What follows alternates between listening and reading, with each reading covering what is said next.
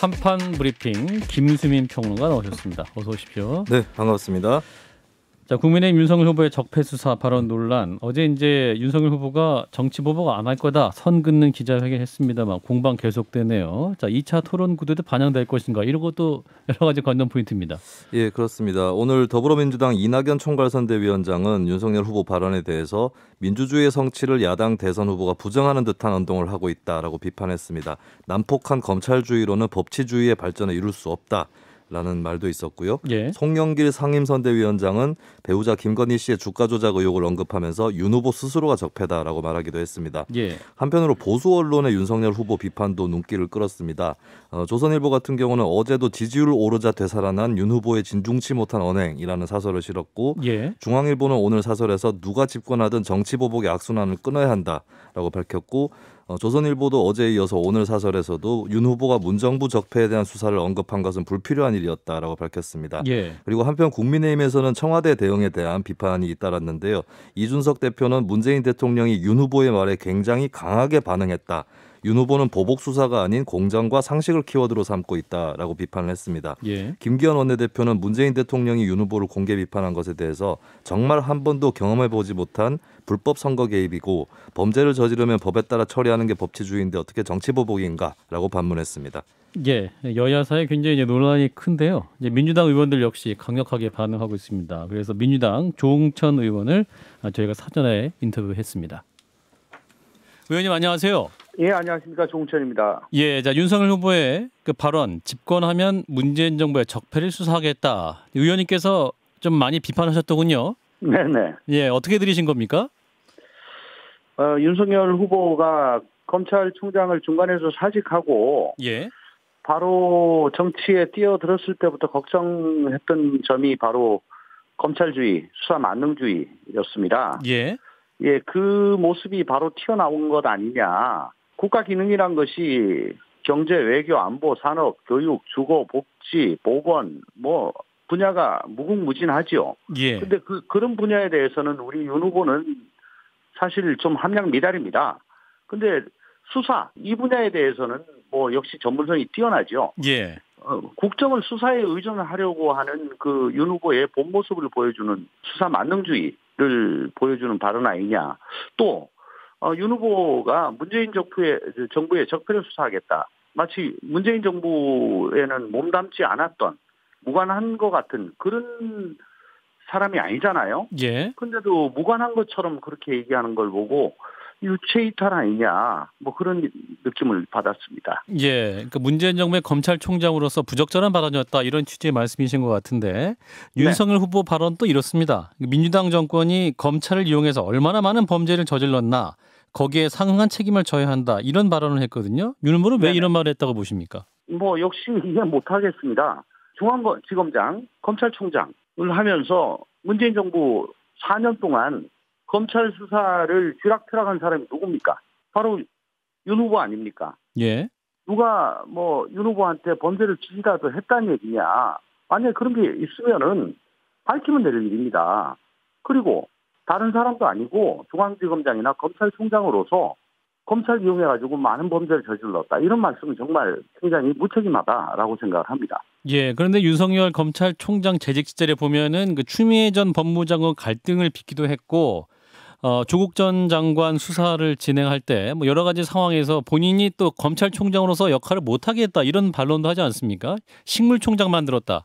식물총장이 됐다고 주장을 하시는데 그게 이제 범죄 행위와 직결되는지 여부는 좀 따져봐야 되겠습니다. 예. 그걸 가지고 이렇게 얼마나 많은 범죄를 저질렀나라고 하시는 건지는 조금 의문입니다. 네. 예. 그 문 대통령이 여기에 대해 강력하게 분노를 표시하시기도 했는데 이제 네. 윤 후보는 자신의 사전에 정치 보복이라는 단어가 없다. 법과 원칙에 따라 부패 처리한다는 건 문 대통령과 같은 생각이다. 이렇게 답을 했습니다. 이 부분은 네. 어떻게 들으셨습니까? 파장이 커지니까는 이렇게 또 보복이라는 단어는 없다라고 좀 뒤로 한 발 물러선 것 같아요. 예. 그런데 윤 후보가 총장으로 있을 때 또 중앙검사장으로 있을 때 예. 그 수사했던 과정이나 그 결과 같은 거를 예. 보면은 사실 참 제가 말씀드리기가 참 못한데 그 수사 과정에서 우선 4명이 극단적인 선택을 했습니다. 예. 그 대표적인 사람이 변태홍 검사라고 윤 후보의 연수원 동기생인데요. 예. 검찰총장 인사청문회에서 지금 그 윤핵관으로 불려지고 있는 장정원 위원이 뭐라고 그랬냐. 그 손에 묻힌 피로 어떻게 검찰총장을 하겠냐. 이렇게 막 질책을 하기도 했었어요. 예. 그리고 직권남용죄가 사실은 거의 기소가 되지 않는 그런 죄명입니다. 예. 근데 그걸 무리하게 기소를 했습니다. 스트라이크 존을 굉장히 넓혔죠. 근데 법원 가가지고 전부 다 뒤집혀가지고 거진 다 무죄가 다 났어요. 그러니까 굉장히 무리한 그런 수사를 했었습니다. 예. 그 의원님께서도 SNS에 이런 말도 쓰셨네요. 무죄를 받을지라도 가차없이 타인은 구속 기소하면서 자신과 네. 가까운 사람들의 비리에 대해서는 한없이 관대한 윤석열이었다. 어떤 네. 걸 말씀하신 겁니까? 그러니까 그 사례를 들자면은 참 한도 끝도 없는데 제 예. SNS에 보시면은 예. 그 이현동 전 국세청장에 예. 대해서 이제 분리 기소를 해가지고 최종심에서 같은 사실을 두고 전혀 반대의 결론이 나와요. 예. 이건 그러니까 분리 기소를 하면서 증거관계가 서로 다르게 됐기 때문에 그렇게 된 것이다라고 대법원에서 설명을 한다고 합니다. 예. 이건 정말 있을 수가 없는 일이거든요. 예. 그러니까 분리 기소를 해가지고 이렇게 최종심에서 결론이 달리 나오는 것들 예. 그런 것들을 말씀드린 겁니다. 예. 뭐 그리고 SNS 적으신 글을 보면 부인의 주가 조작과 경력 사기, 장모의 땅 투기와 부정 비리에 대해서 철저히 외면하고 있다 이렇게 말씀하셨는데 네네. 그러면 윤석열 전 총장이 이러한 것에 대해서 수사를 못하게끔 압력을 행사했다는 말씀이신가요? 아니면 수사를 제대로 못하게 하도록 방조했다는 말씀인가요? 방조했다고 제가 단정적으로 말씀드리기는 힘듭니다. 다만 예. 지금 현재까지의 수사 결과를 보면은 예. 윤 후보가 총장으로 있을 때 그러니까 검찰에 있을 때는 수사가 전혀 진전이 되고 있지 않다가 예. 총장을 그만두고 검찰에서 나오고 난 이후로부터는 검찰의 수사가 진전이 좀 있지요. 예.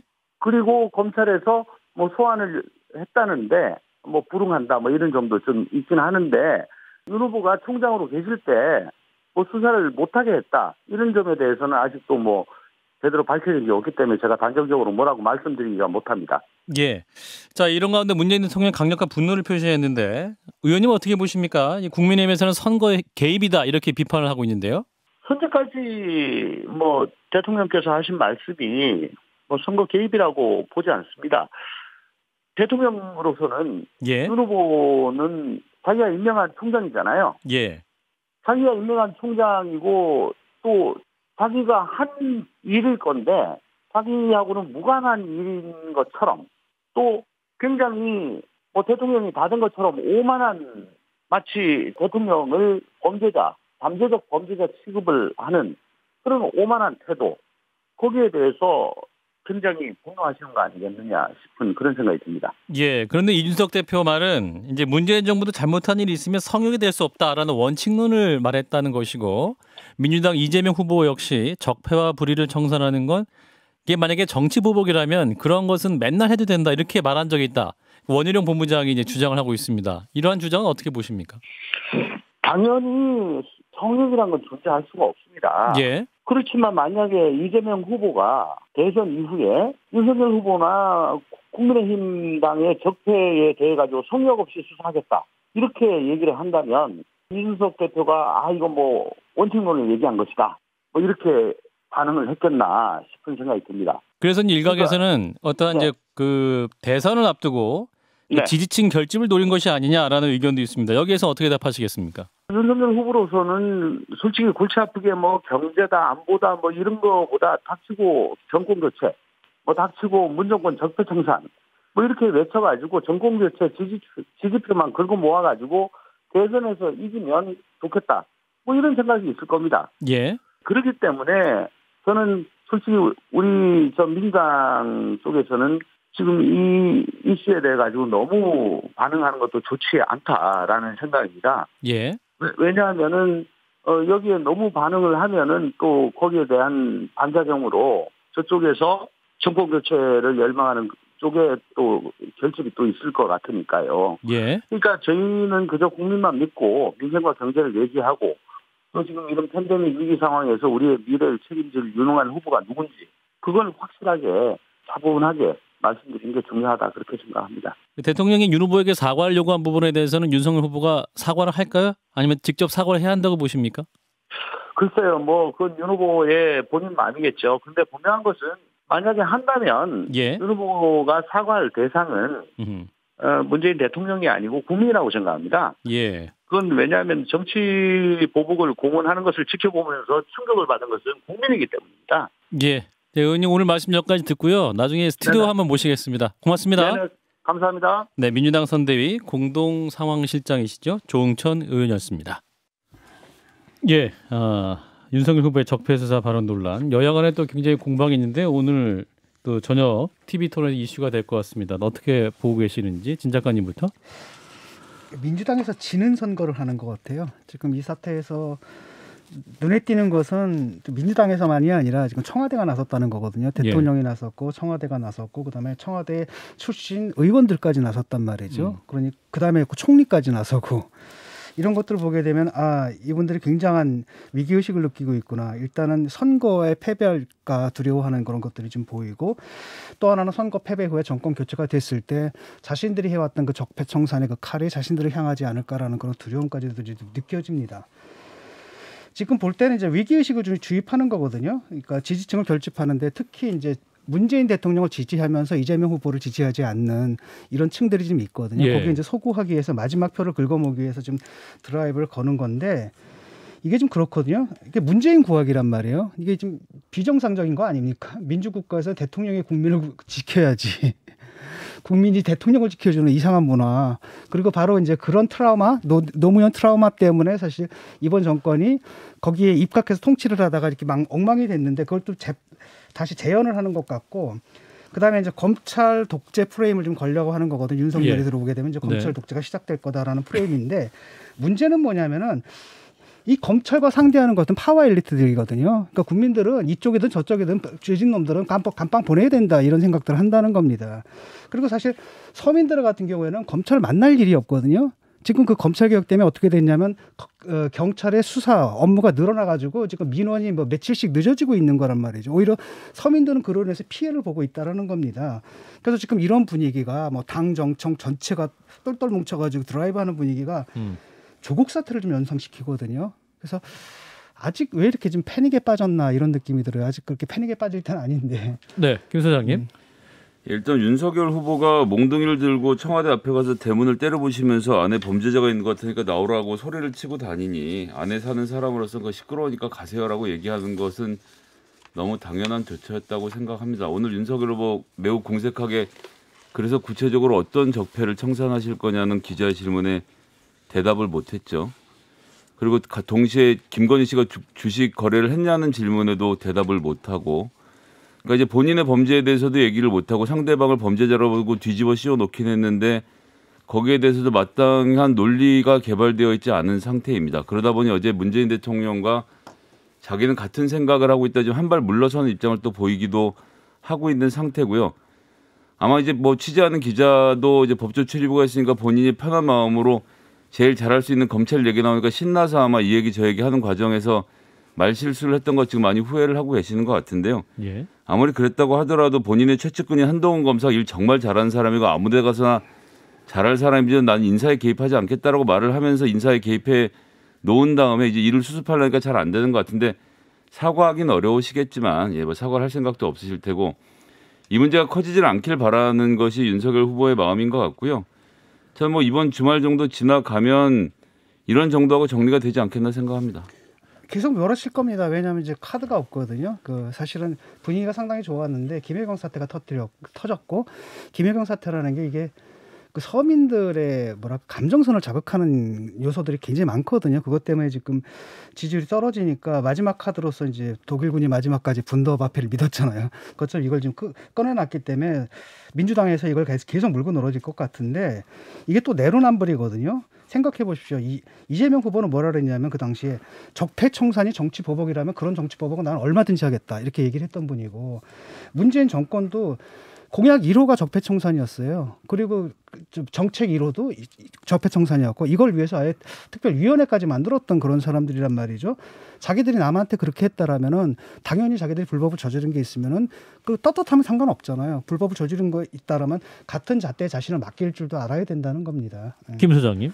예, 우리는 아무런 죄가 없는데 왜 나한테 죄를 물으려고 하느냐라고 하면 진 작가님 말씀이 맞겠지만 적폐청산에 대한 얘기, 이재명 후보의 이야기는 그 당시에 홍준표 대표가 했던 이야기, 즉 이제 박근혜 정부의 민정수석실에 대한 이런 이 적폐 조사에 대해서 저항하는 것에 대해서 한 말이었고, 그것은 그 당시에 모든 국민들이 봤지만 왜 1,700만 명의 국민들이 길거리에 뛰쳐나가서 뛰어다녔겠습니까? 이 시위를 하고 최순실과 박근혜로 대피되는 적폐가 온갖 블랙리스트를 만들고 국민들을 죄고 실제로 그냥 성실하게 살아가는 문화예술인부터 시작해서 많은 사람들을 괴롭히고 그 과정에서 재벌들한테 돈을 뜯어냈던 것들이 다 들통이 나서 이 문제를 어떻게 정리할 것인가에 대한 국가적인 국민들의 요구가 있었기 때문에 그 요구에 부응하는 의미에서 적폐청산을 얘기했던 것을 지금 갑자기 갖다 본인이 대선 후보 인터뷰하면서 대선의 당선 목적으로 내가 검찰총장으로서 잘해왔던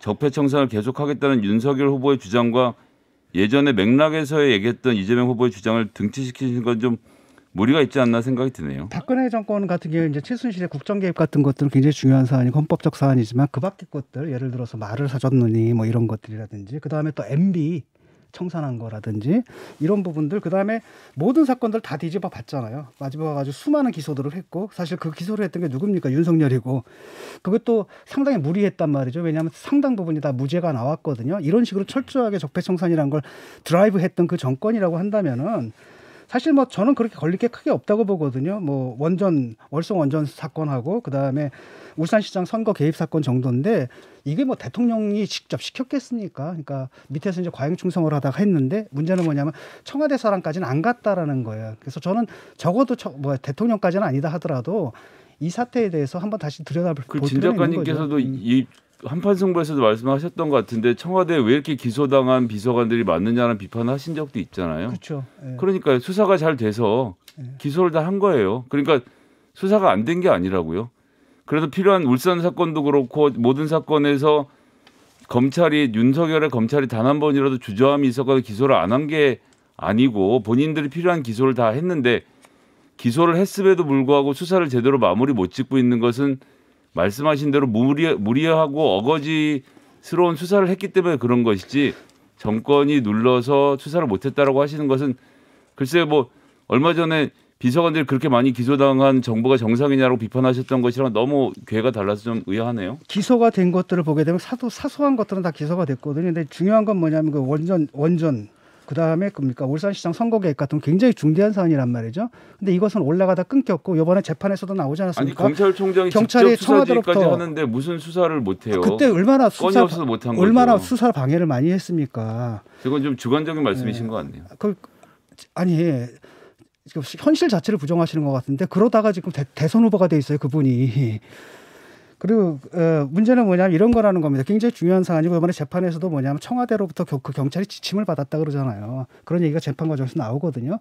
근데 문제는 뭐냐면 아랫사람들은 처벌을 받았는데 윗사람들은 사실은 처벌을 지금 안 받은 상태거든요. 그게 선이 끊겨버렸다라는 겁니다. 이번에 대장동 수사도 마찬가지고. 그래서 그런 것들은 뭐 이건 정치보복이라고 할 수 없지 않습니까? 수사가 제대로 돼야 되고 정치적 외압에 의해서 안 된 수사는 돼야죠. 아니 여태까지는 법치를 말씀하시다가 지금은 또 갑자기 본인이 생각하는 만큼 수사가 만족스럽게 이루어지지 않았으니 받아들일 수 없다고 하시는 건 글쎄요. 법치가 왜곡이 된 거지 않습니까? 법치가 왜곡이 된 거고. 알겠습니다. 여기까지 하고요. 예, 문자 많이 주시네요. 이상태님은 국민들은 대상이 누구든지 속 시원하게 수사하길 바랄 거다라는 말씀을 주셨고요. 5472님은 전 검찰총장이 바로 적폐다. 또 나뉘는 의견들 주고 계십니다. 자, 어제 저희 방송에 나왔죠. 최재형 전 감사원장 국민의힘 종로 전략공천 후보가 됐고 국민의힘이 재보궐선거 공천방침 정했군요. 네, 그렇습니다. 서울 종로의 최재형 전 감사원장 전략공천하기로 방침을 정했습니다. 실질적으로 윤석열 대선 후보의 런닝메이트로서 이번 선거를 뛰게 될 것 같고요. 근데 또 종로에 민주당은 무공천을 하는 그런 방침을 없기 때문에 양당 간의 정면 대결은 펼쳐지기는 어렵게 됐습니다. 예. 그리고 경선을 치렀던 서울 서초갑, 청주 상당구의 공천 결과도 발표가 됐습니다. 경선은 당원 선거인단 50%, 국민 여론조사 50%를 합산 반영하는 방식으로 치러졌는데요. 예. 청주 상당에는 이미 사선을 했었던 정우택 전 의원, 그리고 서초갑에는 조은희 전 서초구청장이 50% 이상의 지지율을 얻으면서 결선 없이 후보가 결정이 됐습니다. 마이너스 5%를 받았는데도 된 거네요. 그렇습니다. 조은희 전 구청장은. 네. 반환을 넘었죠 아마. 예. 그리고 이들 지역구를 보면 이제 청주 상당 지역 같은 경우는 민주당, 정의당, 국민의당 다 모두 무공천이기 때문에 정우택 이제 후보로 예정되는 정우택 전 의원이 무소속 후보들과 경쟁을 하는 그런 국면이 펼쳐질 것 같고요. 예. 서초갑 지역은 민주당에서 이정근 지역위원장을 공천해서 양당 간의 대결이 펼쳐질 것 같습니다. 예. 이런 가운데 주목을 모으는 사람이 한 사람 있습니다. 최재형 전 원장의 공천에 대해서 임종석 전 대통령 비서실장이 비판에 나섰습니다. 즉시 철회해야 된다라고 밝혔는데요. 예. 윤석열과 최재형 두 사람은 이 나라 민주주의의 중요한 근본을 무너뜨렸다. 어느 기관보다 정치로부터 중립적이고 독립적이어야 할 검찰과 감사원의 정해진 임기를 내던지고 정치로 직행했다라고 비판을 했습니다. 네. 자, 국민의힘의 공천 어떻게 보셨는지 진 작가님한테 말씀 주시죠. 다른 방송에 나가가지고 원희룡이 될 거라고 예언을 했는데 틀려버렸네. 아, 이 정보원이 말이지 그쪽 현찮은 것 같습니다. 그 말은 네. 많이 그쪽 사정을 잘하는 것처럼 얘기를 해가지고. 진 교수님이 얘기했는데. 잘 틀리시는 게 두 가지가 있습니다. 예. 예언과 퀴즈. 그렇군요. 치명적인 부분이.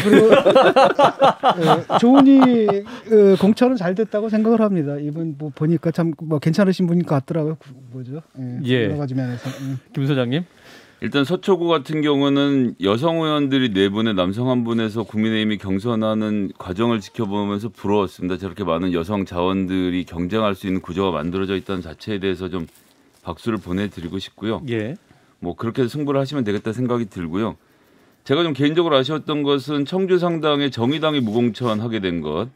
원래 김종대 의원이 충분히 나갈 수 있는 자격이 있고 그 지역을 이렇게 잘 하시는 분인데 그 중간에 이제 복당 등의 조치가 잘 되지 않으면서 결국은 출마를 철회하셨는데 정의당이 이렇게까지 뭐랄까요 좀 유연한? 탄력성 있게 운영을 했으면 좋았을 텐데 그렇게 못했던 것이 무척 아쉬웠고요.